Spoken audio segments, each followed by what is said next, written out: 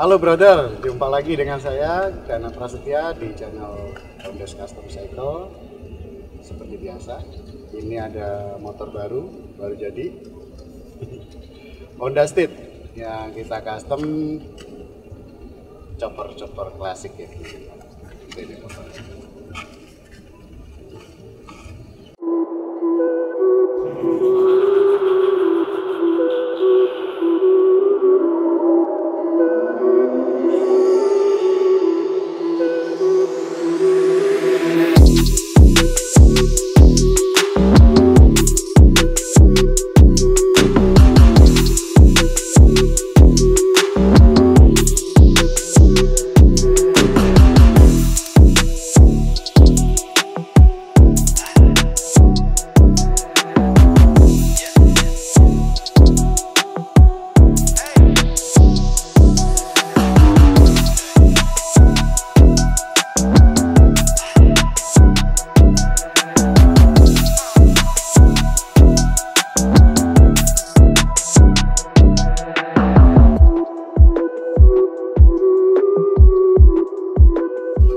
Oke, nah sedikit cerita ya. Ini basicnya Honda Steed 400 cc tahun 96 atau 98 ya, sekitaran segitulah. Konsepnya chopper, pengennya owner itu chopper tapi nggak terlalu ekstrim, jadi kesan seperti motor pabrikan gitu. Kalau dilihat dari bodinya sih ya seperti pada umumnya ya, cuma ada bagian-bagian tertentu yang bikin jelimet kita custom di motor. Kalau brother tuh teliti ya soal Honda Steed, kan di sini biasanya ada radiator, gede kan radiatornya di sini. Nah, itu kita sembunyiin, kelihatan sepele, ya lumayan ribet. Nah itu satu. Terus yang kedua nih, area tangki kan Honda Steed varian, terus Honda NV itu kan karbunya hadapnya ke atas nih, hadap-hadapan keduanya. Filter boxnya ada di sini kolom. Jadi kalau aplikasi tangki yang modelnya lebih kecil itu agak kerepotan. Nah di sini ini frame-nya yang bagian atas sudah kita rubah dari sini sampai ke tengah, jadi bisa custom. Kalau lihat video yang sebelumnya yang Honda NV hampir mirip nih sebenarnya ubahannya. Jadi karena pengen kita kasih tangki yang lebih kecil dan karburasi yang lebih sederhana, jadi ubahannya di rem sama di karburator. Jadi ya lumayan yang dirubah. Kalau si ownernya sih cuma pengennya motor tuh semakin kelihatan simpel, justru yang simpel tuh bikin ribet gitu.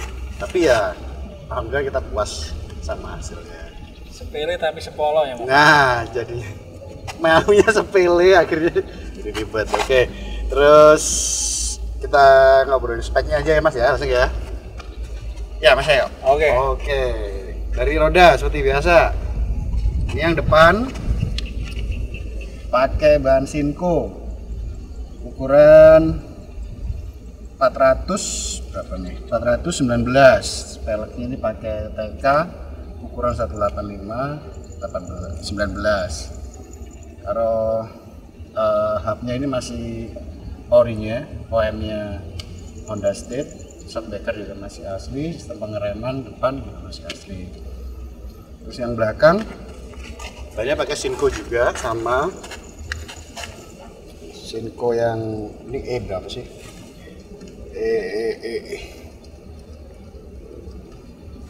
E270 ya, kembangannya klasik, ukurannya 516, peleknya di custom, ring 16 juga. Nah ini jari-jarinya 40 jumlahnya, jadi agak banyak kan seperti motor Eropa biasanya. Hubnya pakai orinya masih, terus swing armnya ini udah custom, kita bikin sendiri karena swing arm aslinya Honda Steed ini kan agak gede ya modelnya, terus dia panjang gitu, jadi kita bikin simple, pendek ke pipa bulat. Terus shockbreaker ini pakai copotan Harley 883 iron shockbreakernya, karena ya lumayan sih, mesinnya juga agak berat dan ketemunya pas, jadi redamannya meskipun jarak spakbor sama ban tuh cuma 2 jari tapi nggak sampai mentok kalau kita pakai karena kekerasannya pas. Terus lanjut ke tengah, knalpot ini custom. Lehernya kita bikin pakai stainless seperti biasa, dibentukin sesuai kontur. Nah ini knalpot ada cerita sedikit sih, udah rubahan yang kedua atau ketiga ini soal masalah lehernya. Di awalnya tuh kita bikin clinker kayak gini, setelah dilihat-lihat kok kayak nggak balance ya antara bodi keseluruhan sama garis si knalpot lehernya. Akhirnya kita rubah lagi dan yang terakhir ketemunya segini. Jadi ini segaris sama apa ini down frame-nya, down tube-nya, jadi lebih selaras. Terus silencer juga ada redaman sih, ada silencernya, jadi nggak begitu berisik suaranya. Sektor tengah, terus footstep ini juga kita rubah karena aslinya Honda Street ini kan dia di sini stepnya, jadi jauh banget. Kalau orang duduk yang ngendarain itu selonjoran, terlalu selonjor malah, jadi nggak nyaman jadinya. Jadi kita rubah agak mundur, kita reposisi semua, kena bracketnya, masnya. Nanti footpacknya sama pedalnya ini pakai punyanya Rockcraft juga, sama filternya ini Rockcraft juga. Lampu dipakai Demeter ukuran 575, cockpit sama housingnya ini udah modelnya sudah bagus, sudah masuk. Terus speedometer pakai aftermarket digital. Nah kalau stang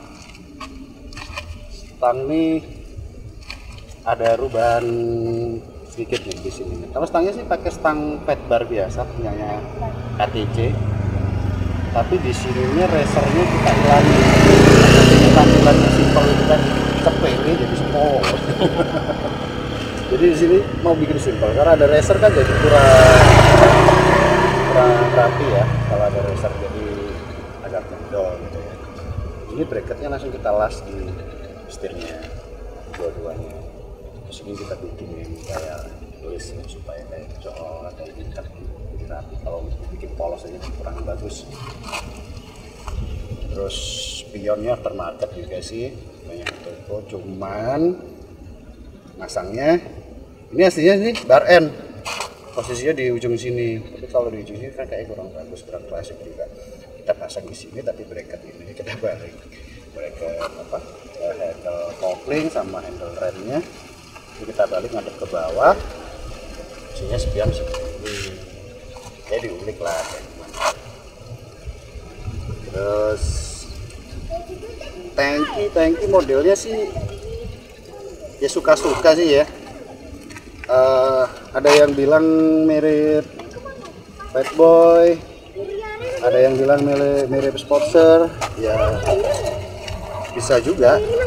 Kita nyari tuh komposisi aja sih yang pas buat motor ini. Kalau tangki ya mungkin terpengaruh dari tipe-tipe Harley atau apa, chopper gitu ya, yang mungkin bisa jadi.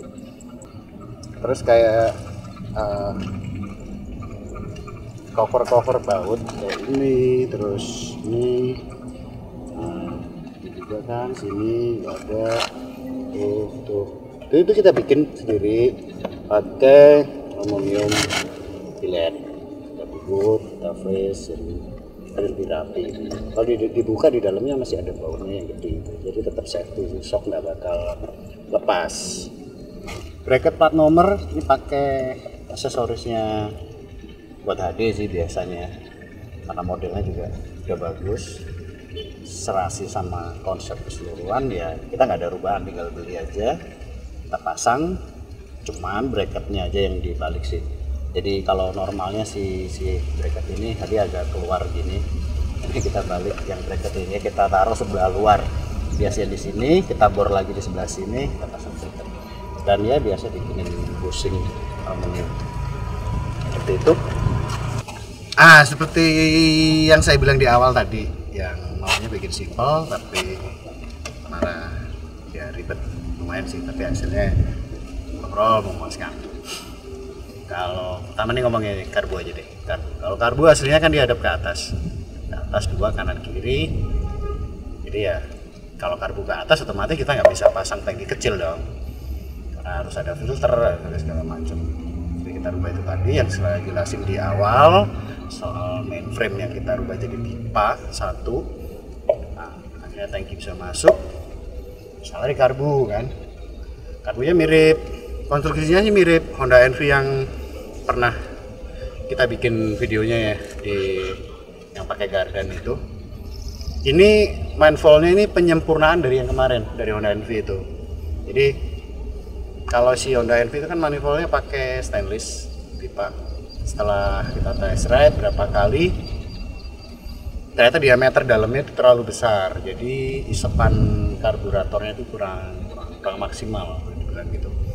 Nah yang di Honda Street ini kita bikin pakai aluminium, jadi diameter dalamnya tuh karena manifold aluminium kan lebih tebal ya, jadi diameter dalamnya itu lebih kecil, kalau nggak salah 20 mili deh yang itunya.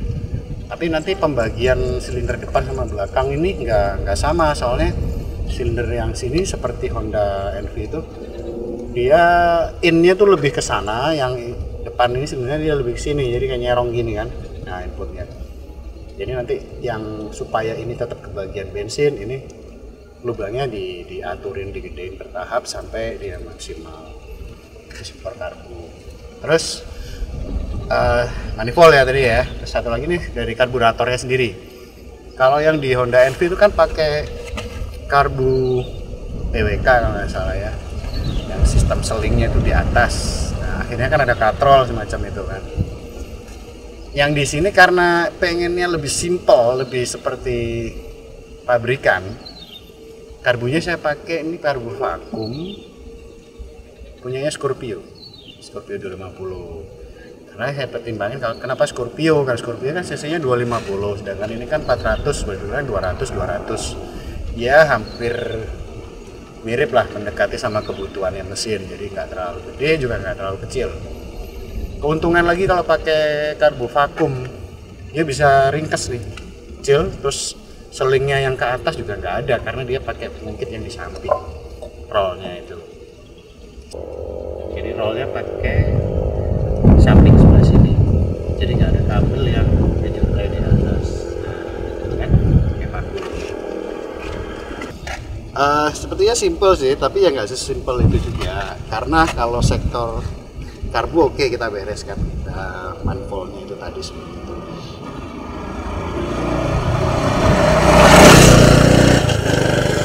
Nah karena karbu samping jadi kan harus pakai filter supaya aman dari debu, nggak masukkan air gitu kan. Nah filternya ini aksesorisnya Harley juga, jadi kita bikinin bracket di sini, ada dua sih kanan kiri ya. Ini kita las langsung ini cover sih, cover headnya, jadi bukan silinder headnya itu, jadi ada covernya lagi.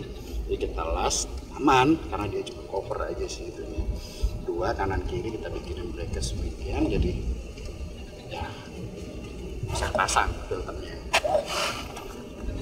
Oke, terus satu sektor mesin, satu lagi yang saya bilang tadi, di sini ada radiator gede banget. Kalau chopper klasik terus di depan ada radiator yang gede kan, ya lumayan mengganggu ya pandangan, jadi terkesan terlalu modern. Jadi radiator kita pindah di belakang sini, radiatornya di dalam sini bisa diintip di situ. Nah kelihatan lubangnya. Oh ya. Itu ada radiator putih, itu radiatornya punyanya CB 150R ya, memang nggak segede yang aslinya, tapi pertimbangan saya kenapa pakai radiator CB 150R ya, karena dimensinya yang tersedia cuma segini, terus nggak bisa terlalu lebar juga. Tapi yang pasti kalau radiator aslinya kan pakai bahan kuningan ya, model lama. Yang ini udah aluminium model baru. Jadi yang aluminium otomatis dia ngelepas panasnya juga lebih bagus daripada yang radiator kuningan aslinya. Tetap kita pasangin fan ya untuk biar nggak overheat di dalamnya, jadi masih bisa nyala. Dan ini kita lubang sini, lubang gede. Ini untuk air intake. Jadi udara dari depan bisa ngalir masuk ke sini, terus dia keluar lewat belakang sini. Nah, flow-nya gitu. Di sini masuk, makin kencang anginnya masuk. Pasti pertanyaan kan gitu, nanti air flow-nya gimana? Nah, itu tadi. Ini kita kasih lubang 2 kanan kiri. Lebarnya hampir sama. Oke, penempatan radiator tadi ya kita taruh sini. Sekarang masalah lagi jalur pipanya. Aslinya kan pasti ke sini. Sini dia muter radiator terus masuk lagi ke mesin sini. Karena ini di sini, jadi ini kita kasih piping dari aluminium. Ini juga yang atasnya 2 belah 1 masuk lagi ke radiator. Nah, pengisiannya di sini. Lumayan kan? Ribet juga.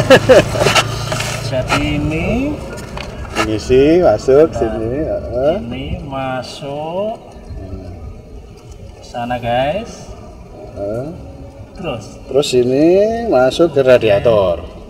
oh Nah, dari radiator dinginin masuk lagi sini. Arahnya gitu sih. Jadi flow-nya itu ini ke atas, udah air panas keluar, masuk dia ke bawah, radiator dinginin, keluar lagi, masuk ke mesin, pompa ke sini, masuk ke silinder lagi. Nah, alasan saya berani kasih radiator sembunyi di sini ya. Ya pertimbangan ini sih, silindernya itu masih ada siripnya.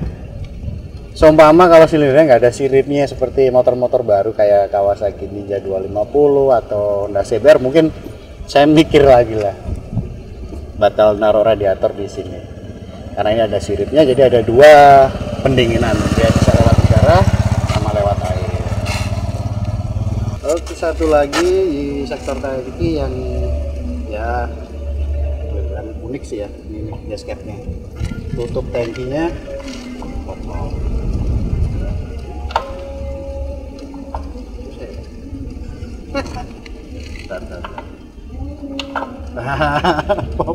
lagi mas lagi. Kok penasaran?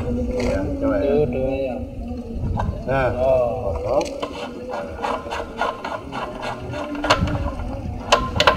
Sini ya. Ingat ya, diisi bensin. Jangan air rawon ya. Bensin.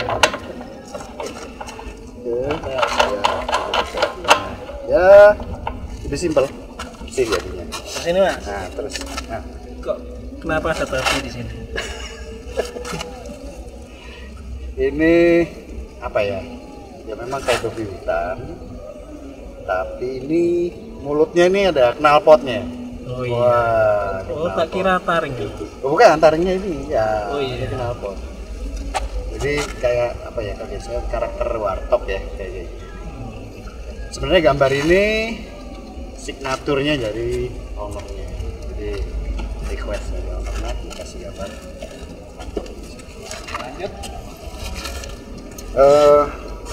Body apa ya, tadi yang belum saya bahas body ya keseluruhan ya, jadi mulai tangki, set panel, jok, spakbor depan belakang ini custom sendiri. Kita bikin di bengkel pakai plat 1,4 besi semua.